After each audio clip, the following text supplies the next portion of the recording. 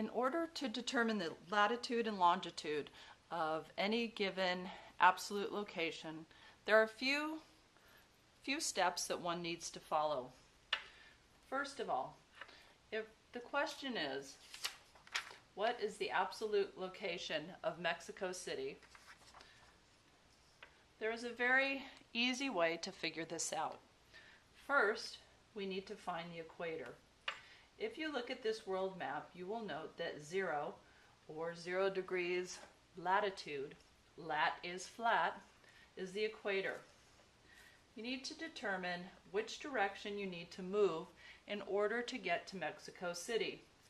As you see here on the map, Mexico City is north of the equator.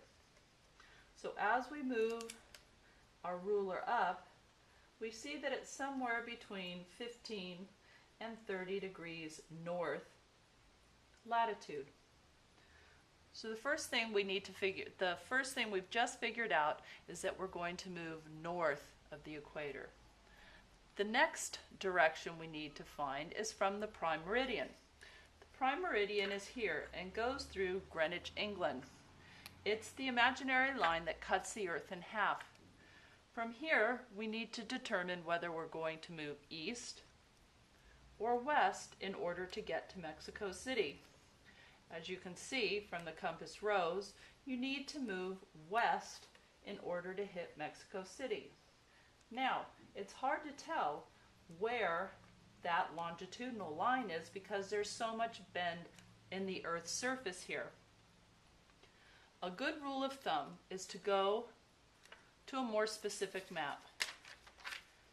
So if we continue to turn the pages and we find North America political and we find Mexico City, you'll note that it's going to be easier to find which lines of latitude and longitude are closest to Mexico City.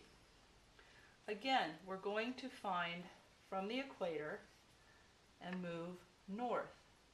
Here's 0 degrees latitude. If we move north from here to Mexico City,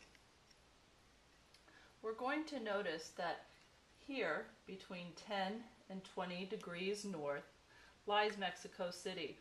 And Mexico City lies very, very close to the 20 on the latitude.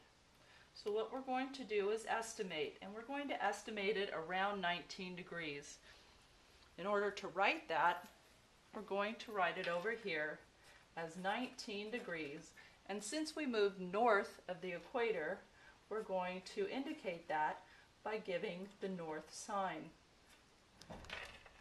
Next, we need to find its longitude. If we come over, you're going to notice that it starts at about 70 degrees west, not at 0. So we're going to keep moving west until again we hit Mexico City. And as you notice, it's right here between the 90 degrees and the 100 degrees. And it's very close to the 100 degrees. So between 90 and 100 degrees, we can guess pretty closely that it's going to be around 99 degrees. So we're going to write that. And the fact that we moved west is what we're going to indicate here.